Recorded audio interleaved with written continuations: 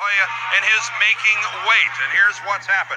Oscar had a cyst removed from his leg on Tuesday, missed 3 days in the gym. The original weight was set at 134. It went to 138. Oscar comes in at 138 and a half. They then have to go to his opponent. There's Curtis Strong. He accepts a bigger purse and agrees to fight De La Hoya, even though he's 5 pounds lighter. Right now, though, my partner Alex Swallow is over in Oscar De La Hoya's dressing room. Alex? Thank you, Dan. Oscar, you had a surgical procedure on Tuesday. You missed 3 days of training this week. You're the heaviest you've ever been in a fight. How much effect do you think this will have on your performance today? It probably won't have no effect on my performance today. I can feel the speed still there. I can feel the power even stronger. So it's going to be a good performance for me today. You've heard, I'm sure, people saying that you're ready to fight for the title right now. You yourself have expressed some impatience at times. How difficult is it for you, Oscar, to motivate yourself for a lesser opponent like today? Well, it's really not difficult to motivate myself for an opponent like this. I've seen Curtis Strong in previous fights, and he runs a lot and everything. He has a lot of experience. He's gone 10 rounds about 4 times, I believe, and he's a big, good, strong opponent, and I've been training very hard for this, and unfortunately, that incident happened, but we're ready. What could people look for in terms of the difference in style between what they saw in the Olympics and the transition you're making to the pros today? How have you changed? I'm more of a relaxed boxer up there in the ring.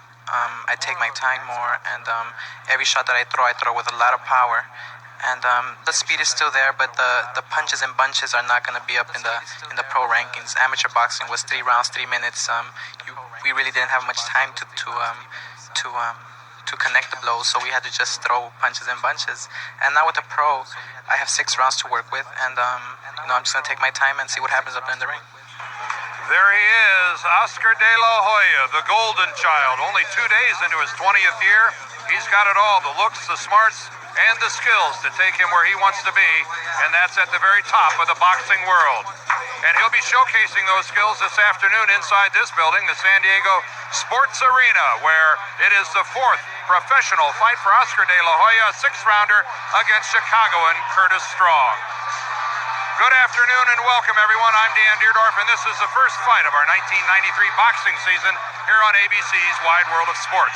It all started with Cassius Clay fighting Sonny Liston in Miami Beach, as today we begin our 29th year of televised boxing, and boy, we're glad you're with us, even if the lights are not.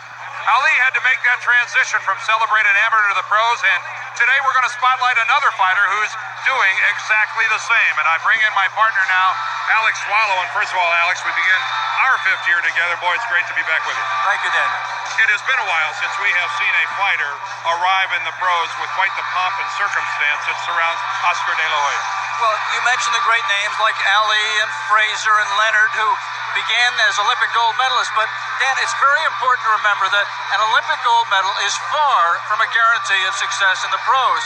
Howard Davis, Mark Breland, and Paul Gonzalez are just a few of the top amateur boxers who had very disappointing pro careers. But the transition should be easier for Oscar De La Hoya because of his style. He's got power in both hands, he works the body well, and he just seems like a natural professional fighter. However, his stamina and his heart and his chin and his discipline remain untested. And it'll be many fights down the road before we get the answers about whether or not Oscar De La Hoya has the qualities of a champion. Nevertheless, he's a magnificent prospect, and if the opponent today, Curtis Strong, hangs in there a few rounds, we may get a chance to see the qualities that have some boxing people calling Oscar De La Hoya the fighter to carry this sport of boxing through the 1990s. Well, Alex, he is making a transition, and 14 men have won Olympic gold medals and then gone on to professional titles. Names like Ali, Frazier, Leonard Foreman, and Oscar De La Hoya would love to join them. I've only been in the pro boxing for like 3 rounds, and people are already expecting me to go out for that world title and things like that, and it's a lot of pressure for me. I just turned 20 years old, and it's like a lot of pressure for a person that age. All right, Alex, today he's fighting Curtis Strong. A little bit about Curtis. Well, the people who manage Oscar De La Hoya invested more money in him than any fighter in the history of boxing, and the nice thing about the pros versus the amateurs is you get to pick your opponents. They have picked an opponent that they consider safe. The good news about Curtis Strong is he's got a winning record. Unfortunately, he's lost four. I mean, unfortunately, in terms of if you want to see a competitive fight, he's lost 4 out of his last 5 fights. But there are 2 things to remember. 1, he has never been knocked out. And 2, he does have a style of moving that will, if Curtis comes to fight, that will give us an opportunity to see how well Oscar De La Hoya can cut the ring off, which will be essential for him once he moves up in class. Well, Oscar De La Hoya comes from the barrios of East Los Angeles. He is a pride for both Hispanics and for Americans alike. Oscar De La Hoya. We are back at the San Diego Sports Arena. Now let's take a look at the tail of the tape and get the numbers on these 2 fighters. Oscar De La Hoya, almost 10 years the junior of Curtis Strong. The big factor this week, though, the 138.5 pounds that De La Hoya weighs. This fight was originally contracted for 134. As you see, De La Hoya, younger, heavier, taller, and rangier. And despite the name, stronger. And stronger. The rules today are going to be fought under the California rules. As we're in San Diego, they will use a 10-point must system. The 3 knockdown rule is not in effect. There is no standing 8. A fighter can be saved by the bell, but only in the last round, and the doctor may step in and stop the bout without consulting with the referee. And the referee today is Pat Russell from right here in San Diego.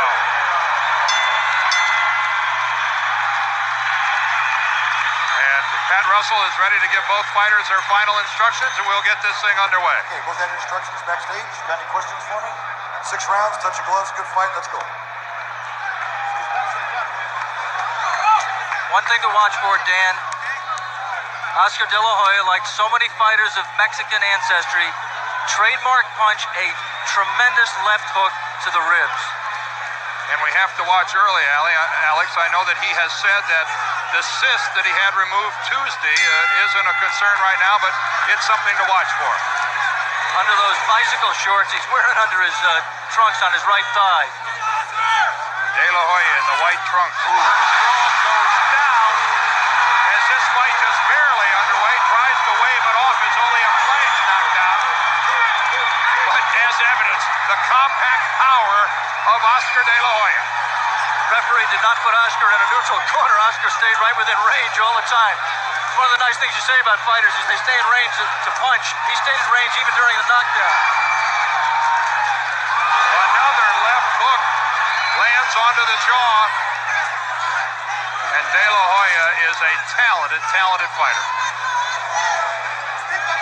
One of the things he said he needs to work on is this adjustment from the amateurs to the pros of being more patient. It's not a question here in the pros of how many punches do you land, but the quality of those blows. And right now, the thing to watch for as we come through the first minute of round 1 is range. Curtis Strong got some instantaneous respect in about the first 10 seconds of the round, and he is staying out of range. A wise decision, I think. Yeah, I think he'd like to be sitting with us right now, but he's going to try to stay away from that power as far as he can. It's up to Oscar De La Hoya to beat him to the spot, to cut off the ring. If Oscar has one hand that is better than the other, would be his left. An awesome jab and a tremendous left hook. Right, he is left-handed in everything he does except fight. He said, I started at age 6 as a southpaw, but I just didn't feel comfortable. It's the only thing he does right-handed, which accounts for low blow there. Hold the way, sir. And a warning from the referee. And that accounts for the tremendous power with the left that you saw in the punch that dropped Strong.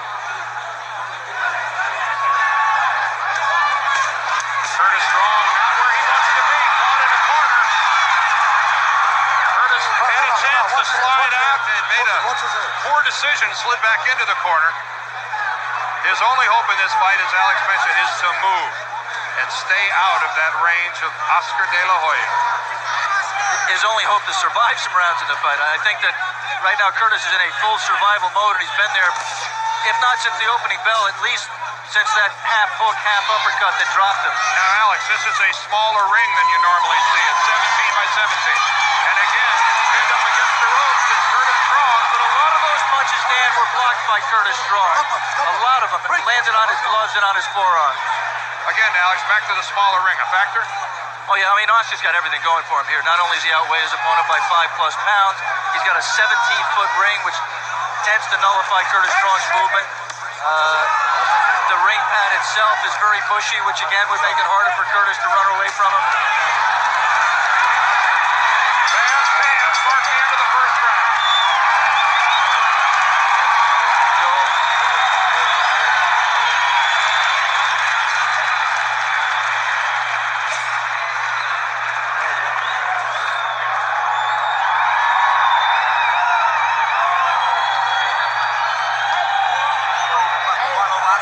Curtis, how you feel?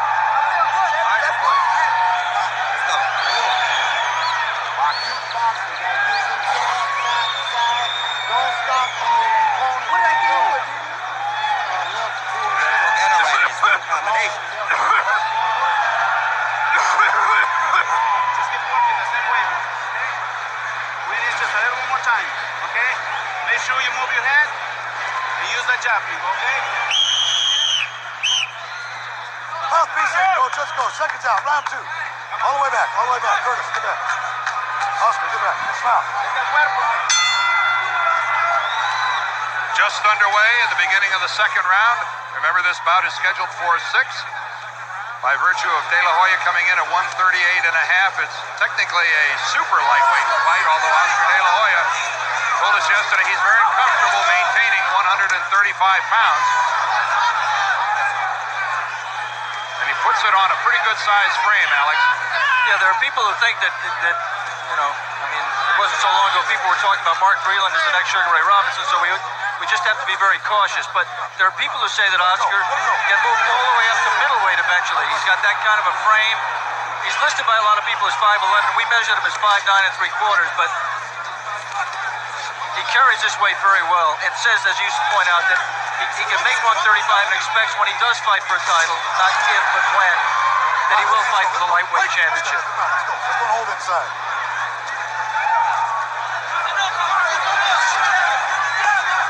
Strong working underneath the left hand.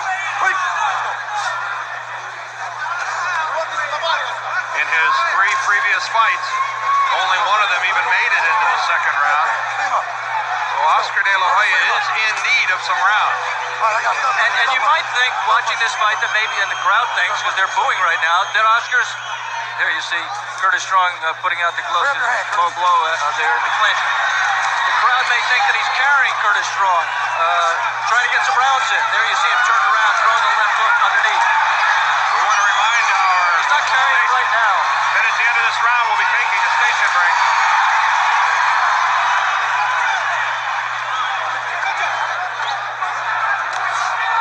There's a good stinging jab by Strong. I think one thing Oscar is demonstrating is patience. I mean, he's trying to set his man up. He's trying to take what the man gives him.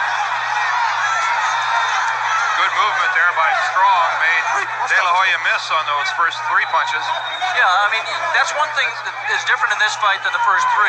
Curtis Strong has made Oscar miss more punches just in these 2 rounds, 1+ rounds that we've seen than he has in his whole career. And he's also someplace he's never been before.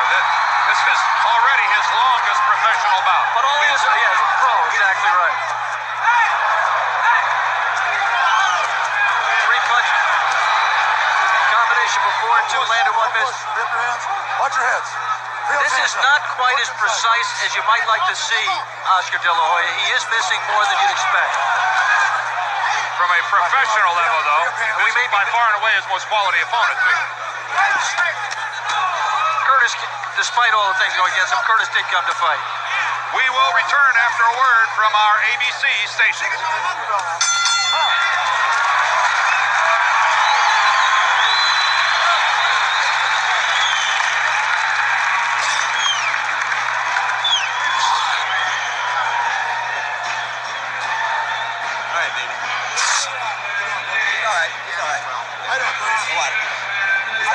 Let's go, baby.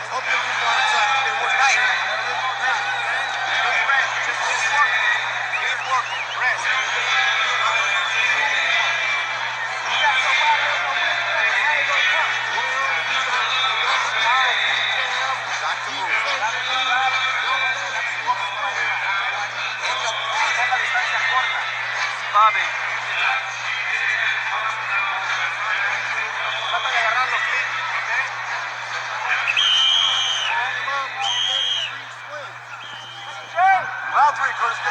back, son. All the way back in the corner. Round 3. All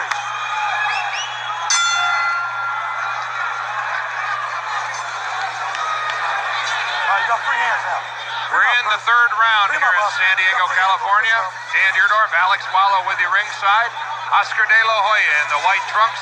Curtis Strong from Chicago in the blue. And again, a lot of those punches hit the forearms of Curtis Strong. But still, the first 2 rounds, clearly, I think, and concisely in the column for Oscar De La Hoya. Yeah, the first one, 2 points. I don't think scoring here is crucial. I think what is, Dan, is watching how Oscar takes care of an opponent, which is giving him a little bit more than his previous opposition has. Those punches, about 2 of them got past the gloves and landed solidly on the temple of Curtis Strong.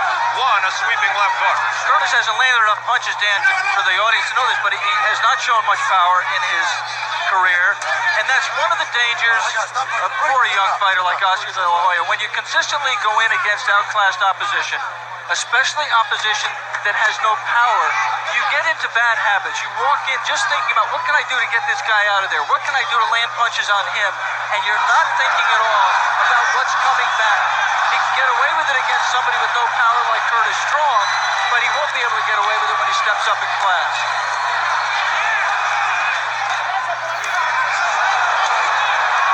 There's Terry Norris, who's sitting here at ringside. Of course, the world champion. His older brother, Orland, fought a heavyweight fight and won earlier in the undercard here in San Diego. And, of course, San Diego, their home. And Terry Norris, a fighter we had on last year, Dan, in an exciting bout, and since that time really has come to be known as perhaps some people consider him or put him at the top of the list of best pound-for-pound fighters in the world. He's come a long, long way. Well, his decisive victory over Sugar Ray Leonard certainly went a long way towards letting people in this country know who Terry Norris is. Under a minute left in the third round here in San Diego. And Oscar De La Hoya being very patient. Yeah, being patient, and you saw giving ground there, trying to collect himself. Oh, a good left hook. He's not afraid to work the body, and it's what a lot of observers think that is one of his strengths. He's not just a head-hunting artist. But Dan, let me just say that I think one of the things that happened in this fight is that he knocked Strong down so quickly. You see Curtis fight back there and land a left hook. That's good much of the fight combination. there. I think Oscar has head-hunted in this fight more than he normally does, just because of the flash knockdown. 3 solid rounds for Oscar De La Hoya.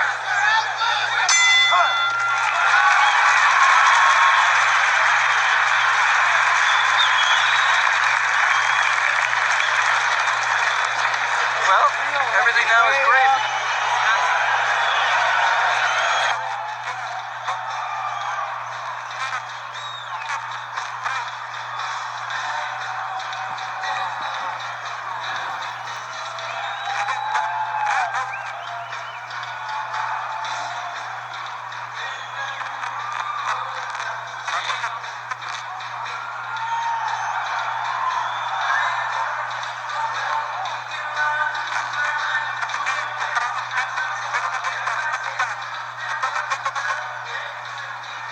Hello, 1, 2, 3, 4. Firing down. You see, he's not punching in combinations anymore.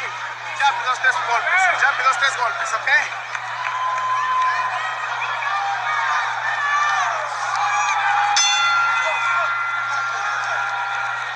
The fighters meet in the middle of the ring for the 4th round.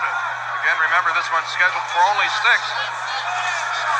And it has been a good performance by Curtis Strong as well, Alex. He has, I think a lot of people thought that this was just a guy who walks in, takes one shot, and maybe goes down. He's acquitted himself well. He did do that. Well, he got back up. He got back up. Boy, why am I your straight man? Why do I... Oh, good series of blows by De La Hoya. Those are heavy punches with both hands, and they got home. Just look at the left. Look at how he digs in with the left of the body, and then we'll come back upstairs with it.